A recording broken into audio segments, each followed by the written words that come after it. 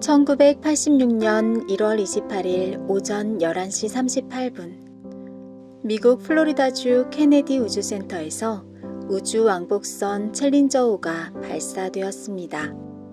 7명의 승무원이 탑승한 챌린저5의 이번 임무는 인공위성의 궤도 투입 외에도 헨리해성의 관측과 우주에서의 원격 수업 등 특별한 이벤트들이 포함되어 있었고 그로 인해 많은 기대와 관심을 모으고 있었습니다. 발사 당일 이상기온으로 인해 고드름이 맺힐 정도로 추운 날이었지만 역사적인 광경을 놓치지 않기 위해 수많은 관중들이 운집해 있었습니다. 그리고 마침내 챌린저5는 야심차게 발사대를 떠나 날아올랐습니다.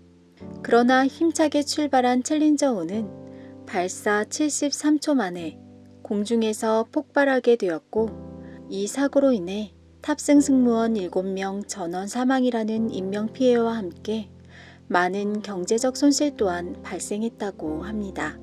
챌린저5의 사고 원인을 조사하던 리처드 파인먼은 청문회에서 놀라운 발표를 하는데요. 바로 오링이라는 고무 패킹이 사고의 원인이었다고 그는 말합니다. 연결 부위의 이음새 틈을 막기 위해 사용된 6.4mm 밖에 되지 않는 두께의 사소한 부품을 폭발 사고의 원인이라고 지목한 것이었습니다. 부드러운 고무로 만들어져 있는 오링은 고체 연료 추진기의 온도가 높아지면 함께 늘어나야 하지만 낮은 기온 때문에 탄력을 잃고 타버리면서 가스가 새어나오게 되어 연결 부위가 파손되었으며 결국 폭발이라는 결과가 발생하게 되었다고 합니다. 그런데 더욱 안타까운 것은 이 오링을 만든 기술자들이 이 고무 재질의 특성상 낮은 온도에서는 급격히 탄성력을 잃을 수 있어 폭발의 위험이 있다고 경고하며 발사를 미뤄주기를 요청하고 발사 당일까지도 발사 연기를 간청했다고 하는데요. 하지만 고위 관리자의 눈에는 고무 패킹 같은 사소한 부품이 큰 문제를 일으킬 것 같아 보이지는 않았습니다.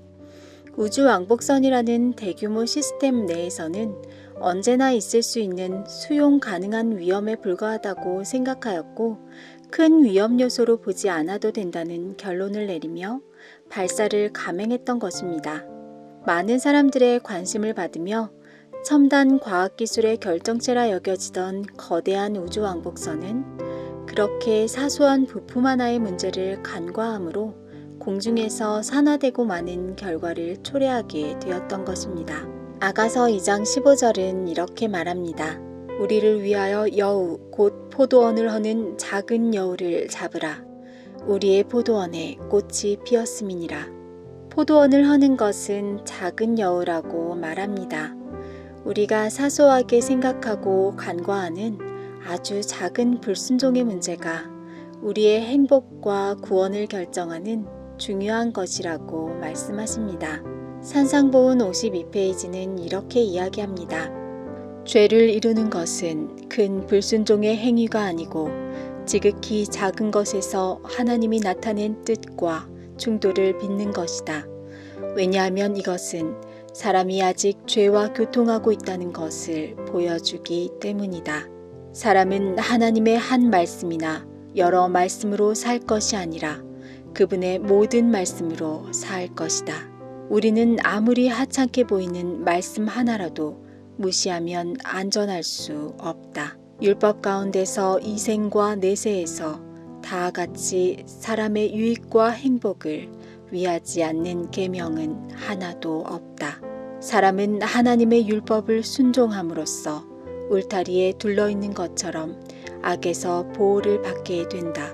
하나님께서 구축해 놓은 이 방호벽을 한 곳이라도 무너뜨리는 자는 그를 보호해주는 그 능력을 파괴하는 것이다.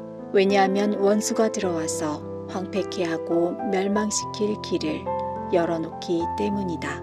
우리가 범죄하게 되는 것은 큰 문제로 인한 것이 아니라 작은 문제, 사소하게 생각하는 작은 불순종에서 시작하게 되며 그 한 가지의 작은 문제는 하나님의 보호막을 뚫고 죄가 들어오는 통로가 된다고 말씀하십니다.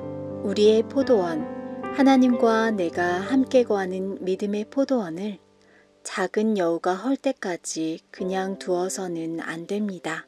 꽃이 피고 열매 맺는 좋은 포도원이 되기 위해 우리의 생각과 말과 행동 속에 돌아다니며 성령의 열매를 맺지 못하게 방해하는 여우, 포도나무 대신 예수님께 붙어있지 못하게 하는 작은 여우를 내 삶 속에서 쫓아내야 합니다. 하나님과의 온전한 사랑을 지키기 위하여 내 삶을 엿보는 작은 여우를 잡기 원합니다. 하나님의 모든 말씀에 순종하며 열매 맺는 삶이 되길 원합니다. 오늘의 기도 제목입니다.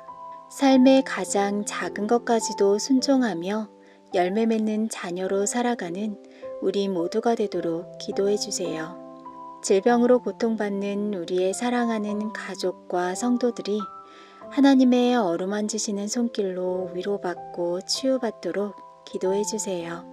코로나 바이러스의 아픔에서 모든 성도들을 지켜주시고 속히 이 땅을 치료해 주시기를 기도해 주세요. 음악이 마칠 때까지 개인 기도하시기를 바랍니다.